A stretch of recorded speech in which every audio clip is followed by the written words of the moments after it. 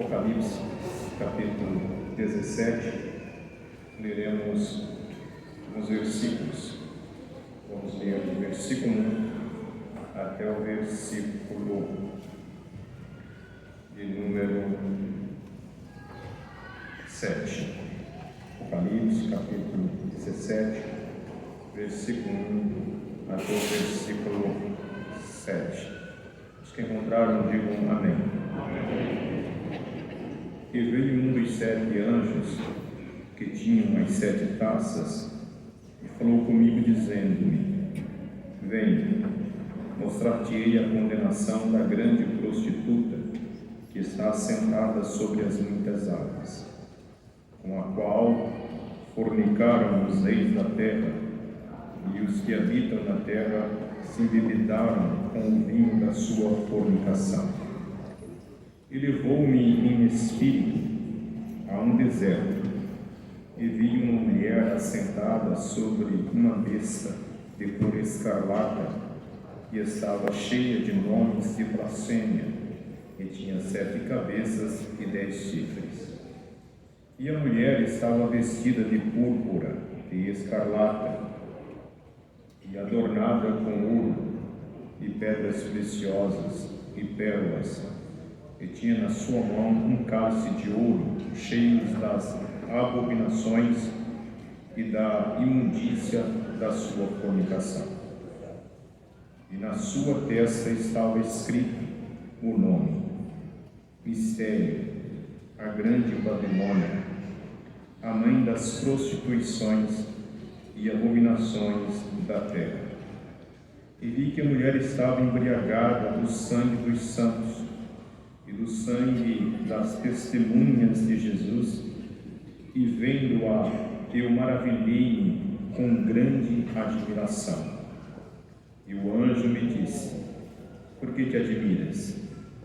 E eu te direi o mistério da mulher e da besta que traz, a qual tem 7 cabeças e 10 chifres. Diga comigo: não te encantes com o glamour de Babilônia. Meus amados, é um prazer muito grande poder estar aqui nesta noite, servindo ao Senhor e cultuando a Deus no tempo 7. Agradecer a Deus pelo vida do pastor Silas, pastor presidente dessa igreja, deste campo, pela confiança. O pastor Carlos Ivan comunicou uma vez que aqui estaríamos para o trabalho que nosso pastor tem programado para essa data, e nos formalizou essa oportunidade de aqui nesse altar ministrar a palavra de Deus. Louvo a Deus por todo o ministério, a pessoa do pastor Valmir Farinelli. Cumprimento todos os pastores aqui na retaguarda. O pastor Valmir Farinelli foi o pastor a qual eu desci as águas no templo sede em Jaciara. Fiz parte do primeiro batismo do novo templo e ele presidia na igreja ali. E graças a Deus pela vida do pastor Olga e toda a sua família que nos ensinou a palavra de Deus, e eu tive o privilégio de usufruir 6 meses na fé com o pastor Gomes, sendo que logo após ele foi comissionado para a Itália. Meus amados, eu estou me preocupando com alguns fatos que eu tenho visto acontecer no meio da igreja. E até poucos dias eu pensava que não deveria ser minha preocupação, dado que nós temos muitos pastores mais idôneos para assim se preocupar. Mas o Espírito de Deus tem me feito entender que essa é a minha preocupação, porque esses desafios repercutem na minha geração e devo enfrentá-los com a palavra de Deus. Eu tenho percebido que tem parecido heroísmo nos dias atuais pregar a palavra de Deus, falar a palavra de Deus biblicamente, com a simplicidade das Escrituras e com a verdade que ela tem, querendo conservar em prática o que as Escrituras exigem. Parece ser algo totalmente extraordinário e fora de tempo. A tendência é se conformar com esse estilo e se nós não tivermos cuidado, há duas armas poderosas desse sistema: o medo e os elogios. Os elogios em primeiro e as ameaças depois. Mas não podemos nos curvar e precisamos ler textos bíblicos que não afagam tanto o nosso ego, mas despertam-nos e tiram as escamas dos nossos olhos para enxergar o momento que estamos vivendo. Apocalipse é um dos livros mais difíceis de entender, embora seja mais simples do que as descrições do Evangelho. Dadas as escolas, o simbolismo, o uso que faz do Antigo Testamento, transforma o livro de Apocalipse um pouco complicado para aqueles que não querem meditar nas Escrituras. Mas ele é um livro inspirado pelo Espírito Santo, embora tenha sido um dos últimos a ser inserido no cano sagrado. O livro do Apocalipse nos revela os últimos dias da igreja na terra, o destino dos ímpios e dos justos. O livro do Apocalipse é muito mais do que Deus irado, mas é a revelação do ápice, do fim, e a palavra para fim no grego também é telos, o resultado daqueles que serviram a Deus e não serviram. O livro do Apocalipse não revela o diabo trabalhando com sua força ao bem querer, mas revela Deus regrando as suas ações para que o homem volte-se para ele. Na verdade, não é Satanás lutando contra Deus, é Deus revelando ao mundo que o demônio que eles escolheram adorar, que o mundo que eles resolveram servir, resulta nesse fato. E lendo o livro de Apocalipse, com o foco que o Espírito Santo nos dá, nós observamos que ele começa com bem-aventuranças e termina com bem-aventuranças. O livro do Apocalipse fala das últimas horas, os últimos meses e os últimos dias de Deus para trazer a humanidade de volta através do Cordeiro, o Cristo que morreu e ressuscitou. O livro é livro de contraste, porque ele fala entre mulher, prostituta e noiva, entre cordeiro e dragão, entre marca da besta e marca do cordeiro, entre santos e profanos, e sempre apresentando a diferença daqueles que servem a Deus. É interessante, o capítulo 17 do livro do Apocalipse é um interlúdio. O livro de Apocalipse, ele não está escrito em ordem cronológica. O capítulo 17 poderia estar inserido entre o cavalo branco e o cavalo vermelho, porque o cavalo branco representa a falsa paz que o anticristo irá propor, e o cavalo vermelho representa a guerra que se fará aqueles que, revelados por Deus, descobrirá a sua artimanha. Então se iniciará aquele período que chamamos de período mais difícil da grande tribulação. Ele também poderia estar inserido nas aberturas das trombetas, porque dentre os grupos de 7 do Apocalipse, existem 3 grupos que é para o juízo: os 7 selos, as 7 trombetas e as 7 taças. Os 7 selos se inicia na abertura do livro, então é início da grande tribulação. As 7 trombetas no meio da grande tribulação, e as 7 taças também se revela nos últimos dias da grande tribulação. Deus, com sua graça, ele vai regrando e cada vez ele vai trabalhando para que a humanidade se volte para ele. As 7 taças revelam a dureza de coração dos homens que preferem blasfemar do Senhor do que voltar para ele. Na verdade, o livro do Apocalipse revela quão bestial é a humanidade sem Deus, coração duro que não se volta para o Senhor. O capítulo 17 é uma das revelações lindas das Escrituras, porque um dos anjos que tem as 7 taças, que é na verdade, segundo o livro de Apocalipse, no capítulo 10, o momento em que o mistério de Deus será desvendado, e quando essas taças se abrirem, automaticamente a 7ª trombeta fosse tocada, as 7 taças seriam derramadas, e então seria o fim. Ele revela, esse anjo revela para João e o pega mais uma vez, porque o capítulo 1 revela que João foi tomado em espírito. Então João tem um arrebatamento espiritual, e esse anjo o chama para ver a condenação, a sentença da Babilônia ou da prostituta. Essa visão de João é porque no capítulo 6, versículo 10, quando por ocasião da abertura do quinto selo, as almas que foram mortas por essa mulher, que é a falsa religiosidade, aliada ao anticristo, príncipe desse século, regido pelo dragão, eles clamaram a Deus debaixo do seu altar que Deus vingasse o seu sangue. E na abertura das trombetas e das taças, em especial quando a taça é derramada sobre o rio Nilo e sobre o mar, ele se transforma em sangue. E ao se transformar em sangue, o Senhor disse que era justo, porque eles derramaram o sangue do justo. E era necessário que também agora eles pagassem. E obviamente que mar se transformado em sangue, rio se transformado em sangue, fala de um caos que tomará conta da terra. Agora no capítulo 17, o Senhor vai revelar a João que aquilo que eles pediram chegaram. E é logo após a revelação da taça, que Apocalipse capítulo 14, versículo 8, revela que ali está a queda do sistema babilônico. No capítulo 16, o Senhor revela quem são os agentes que derramarão essa taça de ira e colocarão fim a esse sistema.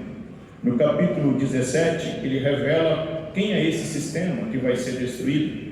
O capítulo 16 termina com as taças sendo derramadas, e ali vemos o clamor e a alegria, porque por fim todo o sistema é acabado. No capítulo 19, nós vemos propriamente a batalha, essa que será a batalha do Armagedon, que o capítulo 16 revela que o rio Eufrates foi secado para que os reis do Oriente viessem para a grande peleja. O Senhor em Deus então convida ao profeta, ao apóstolo João, que também no capítulo 10 é chamado de profeta, para ver a condenação. E aí ele chama para ver a condenação da prostituta que está assentada sobre as muitas águas. O versículo 2 revela que ela foi um método de fornicação dos reis da terra e dos que habitam na terra. Então, lideranças e povo seguiram ela e prostituíram. A palavra fornicar aqui é no sentido espiritual. A fornicação foi grande e o Senhor levou em espírito ao deserto. É lindo, porque ela está sentada sobre as muitas águas, mas na visão que é levada, ela vai ser vista no deserto. Quando João a vê, João vê como uma rainha assentada sobre as águas, sobre um trono. E quando João percebe a luxúria que ela está, João fica admirado. O termo que João usa é um termo que ele ficou grandemente admirado, com grande admiração. A expressão grega é eutamazo megali taumazo. Essa expressão fiquei maravilhado, com grande maravilha. Acontece que essa expressão grega que João usa, ela é muito descrita no Novo Testamento para os milagres que se operavam em nome do Senhor.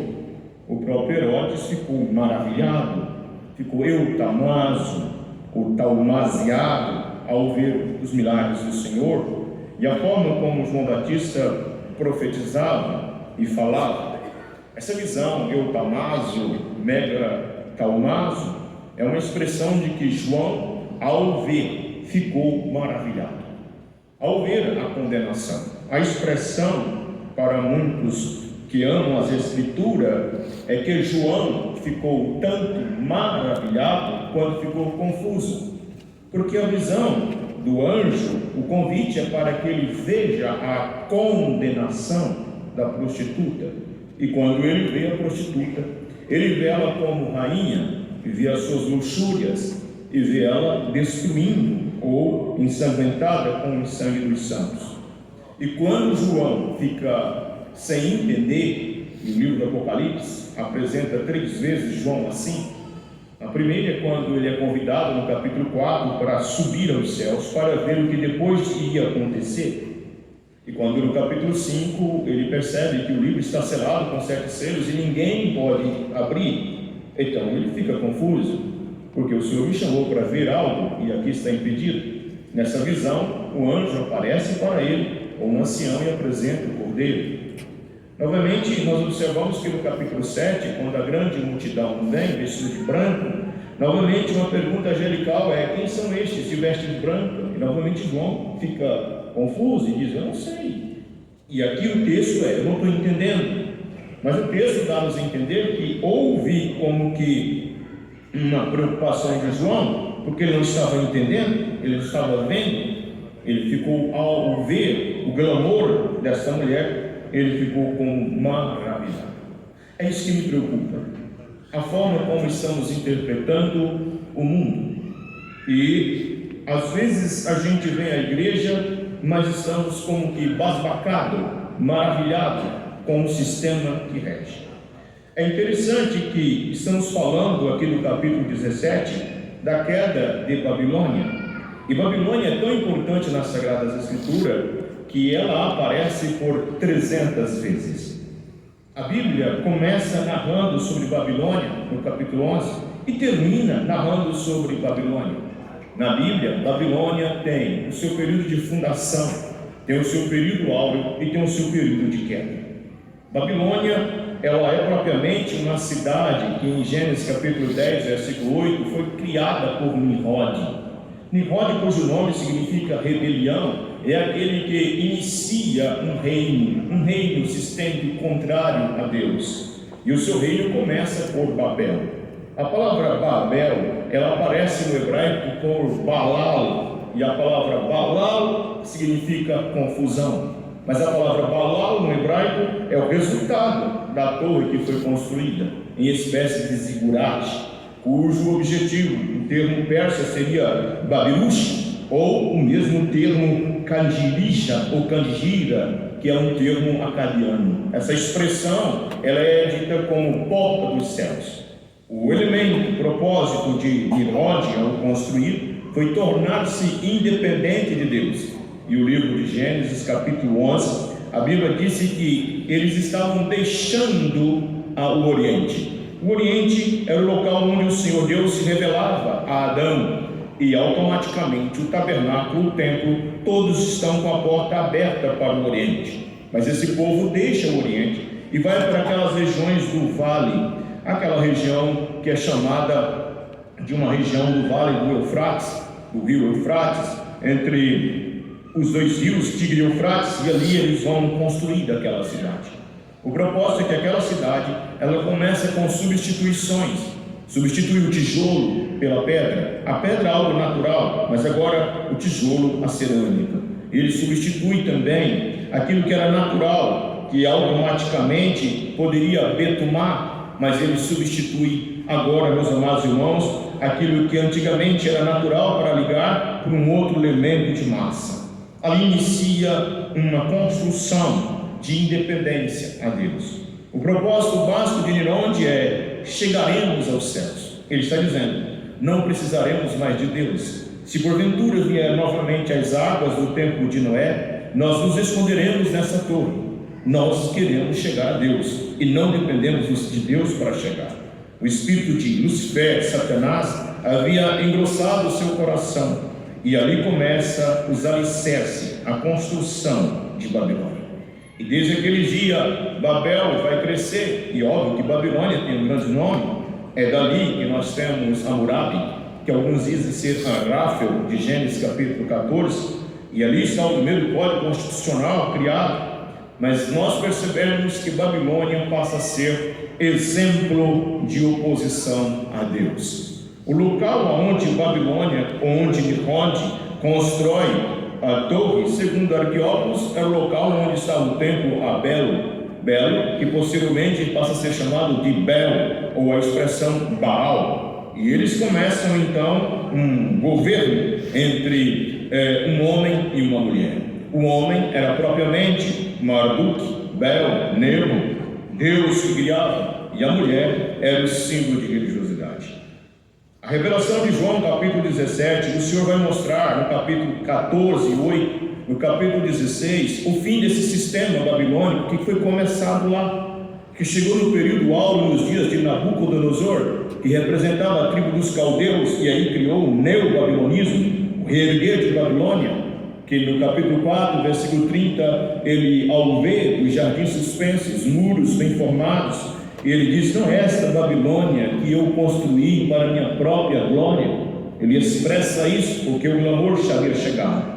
Babilônia é o leão da visão de Daniel, capítulo 7, mas é a cabeça de ouro da revelação de Nabucodonosor.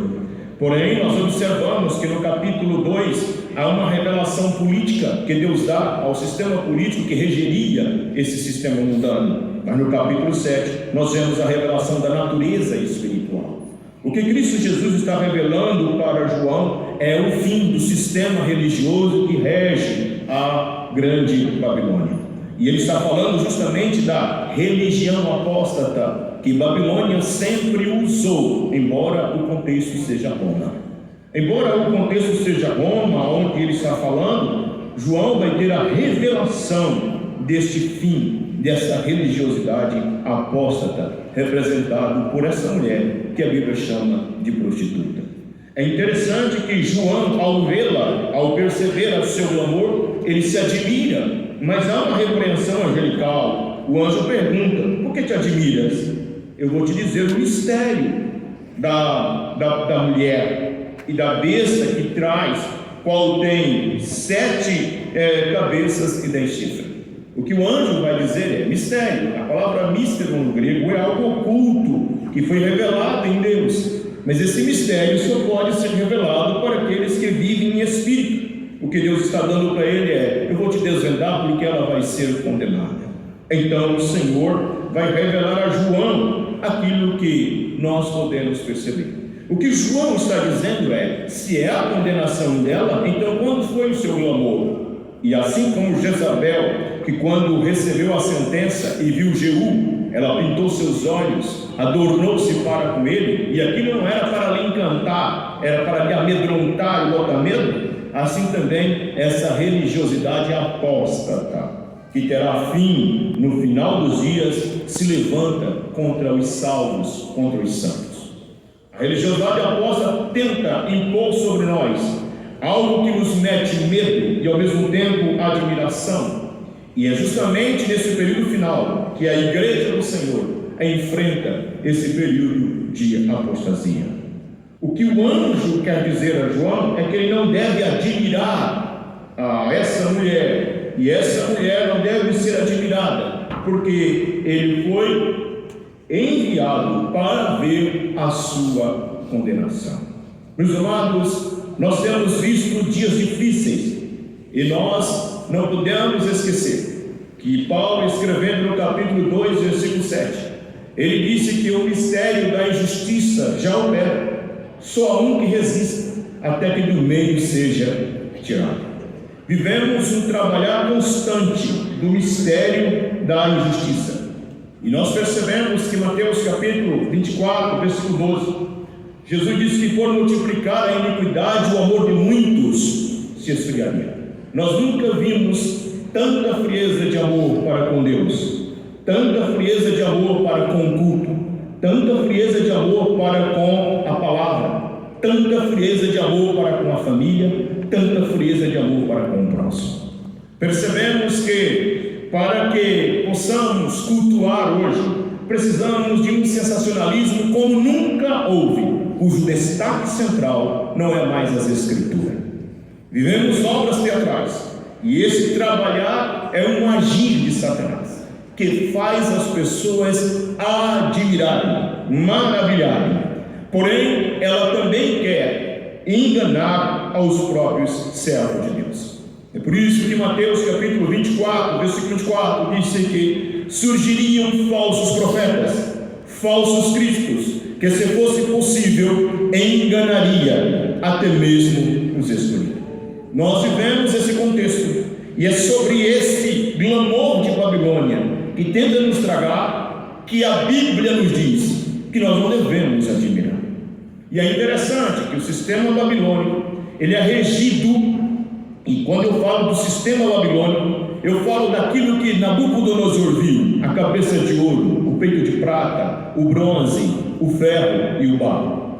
Ele está falando de um corpo que rege, E a Bíblia diz em 1 João capítulo 5, versículo 19, que o mundo jaz no maligno.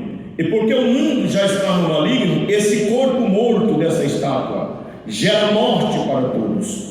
E a Bíblia está nos advertindo, como João capítulo 4, versículo 1, que nós não devemos crer em todo espírito. Por quê? Porque muitos já se têm feito anticristo e habita no nosso meio. Então nós devemos tomar cuidado, porque o sistema babilônico no Apocalipse, ele apresenta 3 coisas maravilhosas: o dragão, a besta que sobe da terra e a besta que sobe na água.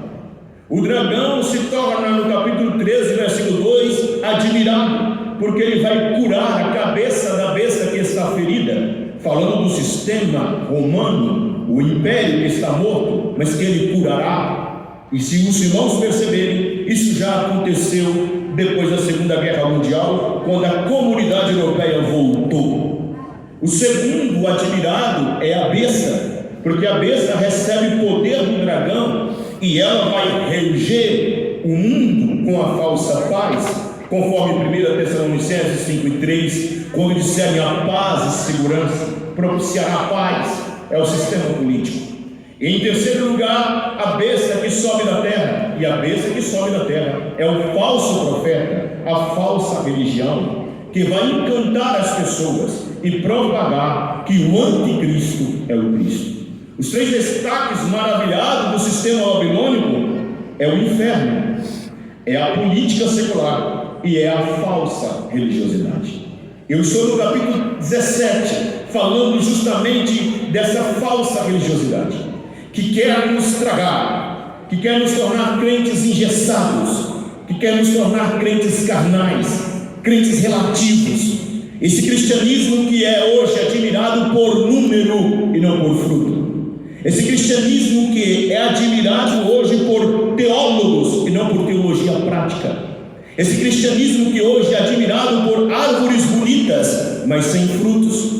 Esse cristianismo em que os nossos altares têm Césares, têm Quisares, tem tudo, mas falta a autoridade de Deus, do Evangelho, para pregar a verdade. E é isso que está encantando as pessoas, porque a nossa geração não quer subir na plataforma para sofrer pela igreja. A nossa geração não quer mais ser obreiro para ensinar a verdade. A nossa geração quer subir a plataforma por causa dos likes, dos altos salários, das pompas, que essa religiosidade apóstata diz que é o cristianismo. Devemos então refutar, e para refutar a gente precisa enxergar o que a Bíblia revela. O capítulo 17 revela que essa mulher não pode ser admirada, porque ela está contaminada. Diga, ela está contaminada. Essa religiosidade apóstata aqui é a igreja cristã, e conforme segundo Paulo no capítulo 3, versículo 1, ela vai se tornar a pior de todas as igrejas, porque Paulo no capítulo 4, verso 1, o Espírito expressamente revelou a ele que nos últimos dias apostatarão alguns da fé, afisteme, negarão aquilo que antes era. E esse cristianismo falso, até o período do meio da grande tribulação, atribuirá ao anticristo as verdades do Evangelho, dizendo que esse Cristo falso é o verdadeiro, até que o anticristo com os seus reis destrua essa falsa religiosidade para declarar: o Cristo sou eu e não o Cristo da cruz.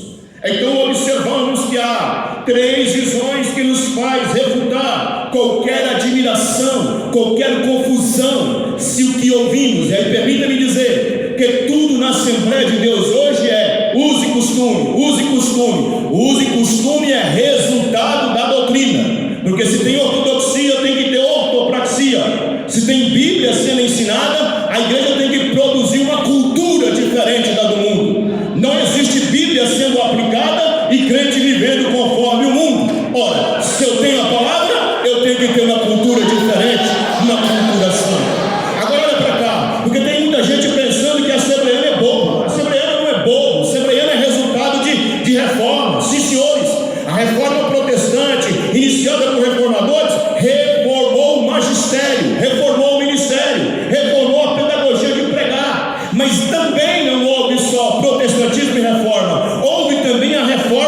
chamada de radical, que foi aquela que deu origem ao movimento pietismo alemão, que influenciou os morávios, que influenciou os metodistas, que chegou até nós, e nós somos filhos de escandinavo, que aprendemos a ser piedosos e viver uma vida santa, conservadora, rompida do mundo. Agora eu não vim para cá pensando que a assembleiana não tem história. Tem, está alicerçado na história de uma mudança para que uma igreja seja santa, cada vez mais na presença do Senhor. Agora ouça o texto, porque a Bíblia revela três coisas dessa mulher. A primeira coisa, ela está contaminada. Diga, a falsa religião está contaminada. E a primeira contaminação é com a apostasia religiosa. A apostasia religiosa, conforme os moldes do capítulo 17, versículo 8, diz que a besta que você viu, a besta que viste foi, já não é. Há de subir do abismo, irá à perdição, e os que habitam na terra, cujos nomes não estão escritos no livro da vida, desde a fundação do mundo, se admirarão, vendo a besta que era e já não é.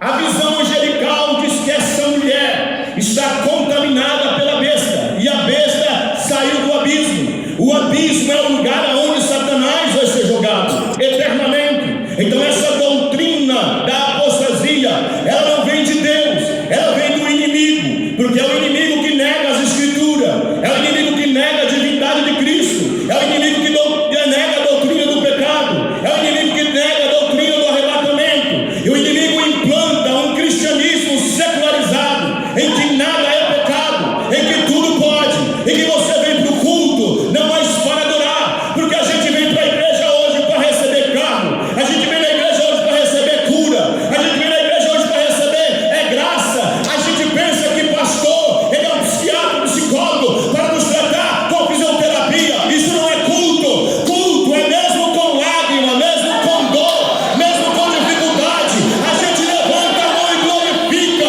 porque a salvação eterna já está guardada.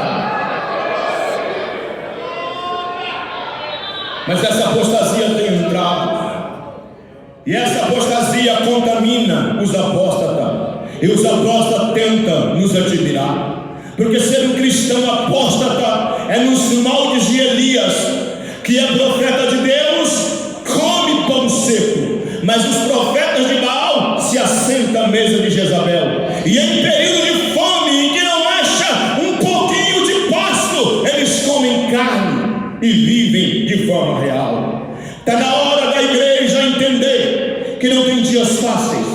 Os dias de hoje são dias de dificuldade, dias de desafio, dias de lágrima, dias de boca no pó, dias de joelho no chão, de escárnio, porque é melhor sofrer com o cordeiro do que reinar com a besta. É melhor ser humilhado com Cristo para ser exaltado na eternidade, do que viver um cristianismo em que não te purifica de pecado. Se eu sou salvo em Cristo, devo ser liberto do pecado. Se eu sou salvo em Cristo, devo ser liberto deste mundo. Se eu sou salvo em Cristo, devo viver uma vida de santidade. Mas é 2025, meu pastor, é 2021, mas a Bíblia que você crê é a mesma Bíblia que Pedro pregou. O Espírito que opera na igreja é o mesmo Espírito que operou em Jesus, e o Espírito é Espírito de santificação. Se você pode abrir a tua boca e dar glória para papai, abre, porque Jesus está aqui nessa noite.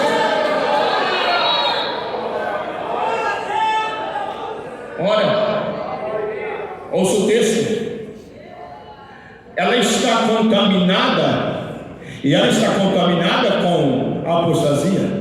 E a apostasia apresenta três coisas banal. 2 Coríntios 11:4 apresenta um outro Cristo, apresenta um outro Evangelho e apresenta um outro Espírito. Que outro Cristo é esse? É um Cristo que não é o da cruz, portanto não exige cruz para nós. Qual é o outro Evangelho? Não é o Evangelho que é poder para salvar, é o Evangelho que é poder para reformar. E é por isso que a gente vive tratando o pecado. Eu tenho visto pessoas dizer para mim: pastor, eu adulterei porque estou fraco. Eu vejo pessoas dizendo: pastor, estou na fornicação, estou nessa fraqueza. Isso não é fraqueza, isso é pecado. Pastor, qual é que eu faço para vencer o pecado? Sacrifica a carne. vai para a cruz, vai chorar aos pés de Jesus. Pastor, eu minto muito, está na hora de queimar sua língua com a brasa viva que saiu da tenaz. Pastor, meu coração é mau, queima ele com a palavra, vai para a cruz e lá sirva o teu Jesus com fidelidade.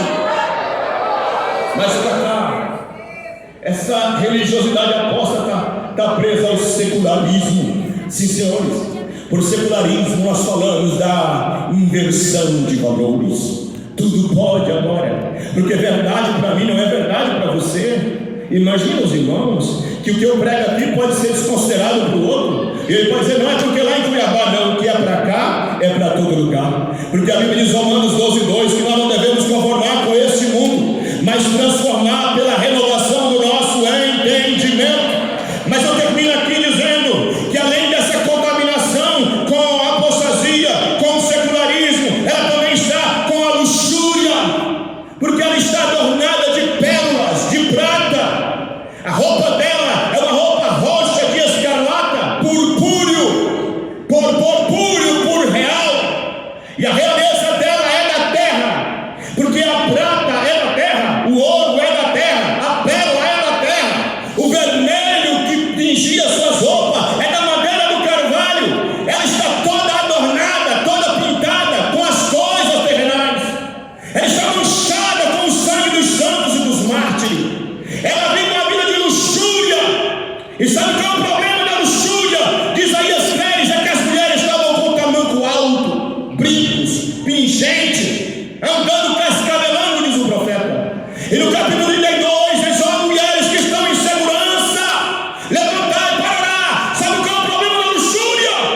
A mesma de Laodiceia. Estamos ricos, enriquecidos, não preciso de mais nada, então não oro mais, não jejuo mais, não leio Bíblia mais, não consagro mais, não venho em oração mais, não venho em escola dominical mais, não adoro mais, vivo do jeito que eu quero. A gente tem pastor, quando o pastor fala uma coisa agradável para a gente pega, mas quando chama a atenção, eu não quero, porque eu não gostei. Você não está aqui para gostar, você está aqui para ir para o céu. A gente tem que ser adornado com vestes reais, porque ela usa vestes escarlata, porque ela usa veste vermelha para tampar as suas iniquidades, para cobrir seus pecados. É a mulher de Jeroboão que se disfarça de piedade, mas vive pobre como Naamã. Mas a noiva anda de branco porque é pura, é purificada, vai morar no céu, aleluia. E se você tem essa condição, levante a sua mão, levante a sua mão e glorifique. Não admira ela porque ela está contaminada, ela está doente. Não admira ela porque ela está em posição, em oposição. Ela está casada com o anticristo.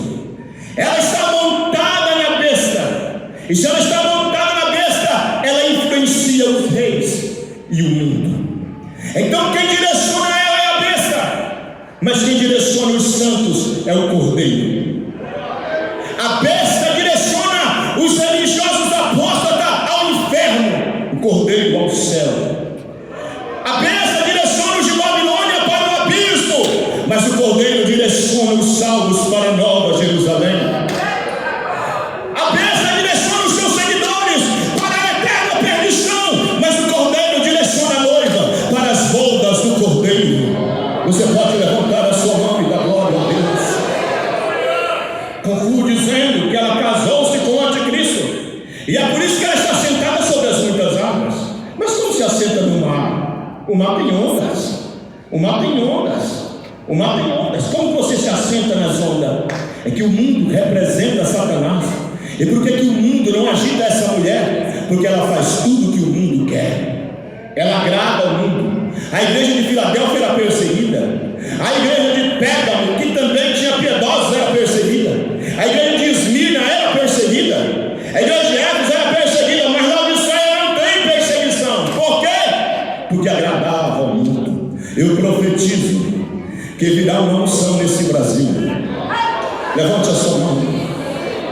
Eu estou sendo filmado aqui, aleluia. Mas eu profetizo que virá uma unção, começando pelo meu coração, que eu não vou importar com o que o mundo fala, eu não vou importar com o que desviado fala. Eu tenho que me preocupar quem está orando comigo.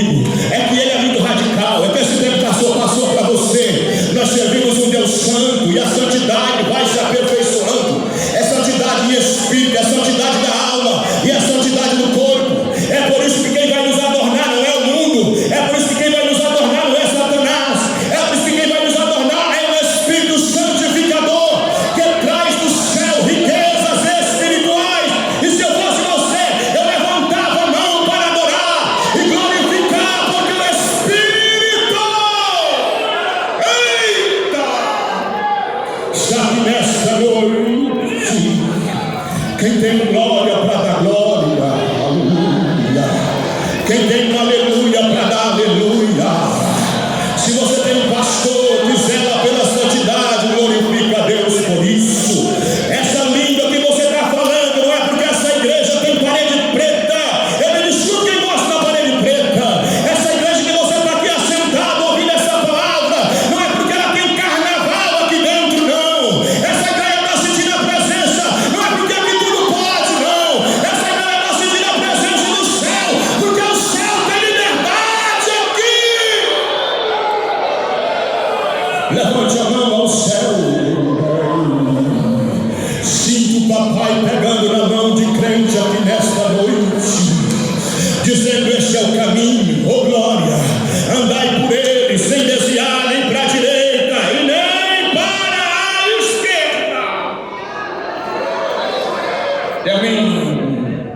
Aleluia, aleluia, aleluia, aleluia. Ela está em oposição, porque está casada com o mundo. Hoje eu fui criado na Assembleia de Deus. Me permite que eu estou terminando. Eu cresci comendo essa comida. Não tinha culto para pregar a palavra, qualquer culto. Qualquer culto. Palavra era pregada. Hoje tem muita ética. Domingo não pode pregar essa mensagem, porque tem visitante. Olha, não pode pregar essa mensagem hoje, porque o governador vem. Aleluia, aleluia, aleluia. Mas eu glorifico a Deus que eu tenho liberdade para pregar aqui palavra. Eu vou dizer uma coisa: quem me sustentou até hoje não foi os liberais da teologia. Quem me liberou hoje não foi os amantes da prostituição. Quem me segurou até hoje não foi os talentosos das línguas. Quem me sustentou isso foi homens simples com essa palavra verdadeira.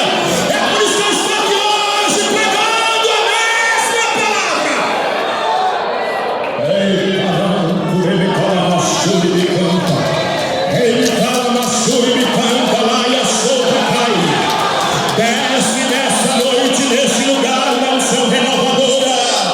Não baixa teu ministério para Satanás. Não pare de pregar a verdade. Quer queira ouvir, queira não, continua falando a verdade, vem da verdade. Não te admire de ver alguém pregando a mentira e ser exaltado. O ímpio é como a moinha que será levado pelo vento, mas o justo é como a luz da glória. Aleluia. Ela opõe-se à mensagem. Ela opõe-se à mensagem. Ela opõe-se à mensagem. A igreja apóstata opõe-se à mensagem do Evangelho. A mensagem do Evangelho hoje não pode ser mais pregada. Gente, eu estava ouvindo, e não preciso mentir, o pastor José Wellington ministrou uma palavra de conselho pastoral a nível interno das Assembleias de Deus. Questão de regimento interno. Tem um monte de gente agora falando bababá, bababá, bababá. Tem gente que não serve para lavar o pé do pastor José Wellington. Tem gente que não sabe a história daquele homem. Tem gente que entrou na Assembleia de Deus agora, pega a igreja grande e forte, aí quer falar, sabe por quê? Simplesmente porque ele deu uma apertadinha na Assembleia de Deus. Aí não gostou, come pouco, porque Jesus quer uma igreja santa, adornada. Aí se opõe ao Cristo da mensagem, a mensagem do Cristo e os seus mensageiros. Mata. A besta está embriagada, e ela está embriagada porque o que agrada a ela é beber sangue dos santos. Quando eu aceitei Jesus, e eu estou terminando, fui consagrado ao presbitério, 22 anos, disseram assim: se vingar, vai dar bom. Se vingar, vai dar bom.